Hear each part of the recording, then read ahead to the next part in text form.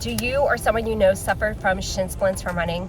If you do, you need to watch this video. This is a 5-minute miracle cure that is simple and easy to do and extremely effective the first time you do it. So hi, my name is April. I am a runner and I recently just came back from a run after work. But I am motivated to share this video with you after meeting with a coworker today for lunch. He explained that his son, who's in high school, is suffering from shin splints and just continues to suffer. He doesn't want to go to the doctor. He doesn't want to do a bunch of exercises. So I shared with him how I also had this problem 2 years ago when I was training for an ultra marathon at the Matterhorn in Switzerland. Yes, I know, I was very excited and never done anything like that before. I've never even run a marathon before. So it was an extremely vigorous training that I was doing, although I had run a lot of miles, but still had never done that before. And I was training all at sea level. So my strategy was to do some really high intensity to really up my VO2. So that way I could hopefully make it through the race successfully. And unfortunately, because I was training so aggressively, just a few weeks into my training, I was sidelined by extreme shin pain, and I have never had that happen before. So I missed my long run. I took a week off. It was over a week, and I was really worried, devastated that I might not be able to do this run.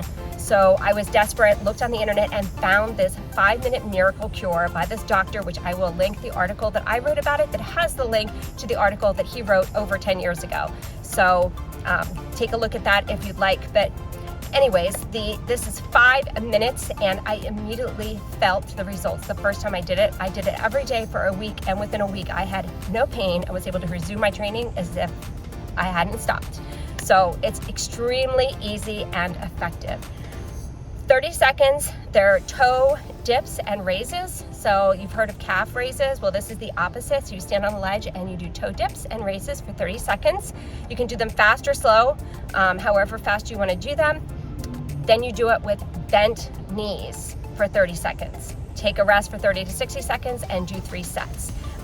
Believe in the article, the doctor recommended doing it every day. After that, once I resolved it, I did it probably 2 to 3 times per week. And then sometimes I don't do it at all, but I try to do it every once or twice a week to help resolve them. And as a result, just so you know, I was able to complete the race at the Matterhorn, all training at sea level, and I was able to stick with a high intensity VO2 max training is what I had done. All my long runs were at a extremely high intensity level, but my normal runs during the week were at a much slower pace. That was the only way I could do it. Where before, when I was having the shin splints, I was training pretty much every run that I was doing was very high intensity, so could not do that. But anyways, there'll be a link too for the video of me running at that Matterhorn race, which was amazing. So I hope you find this video helpful, and I hope it helps you to reach your running goals.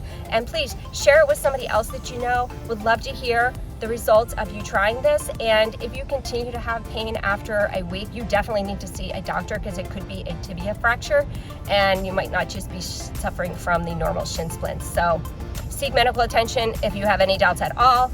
But if it's just a normal and you catch it early, this should resolve your issues and keep you running and healthy.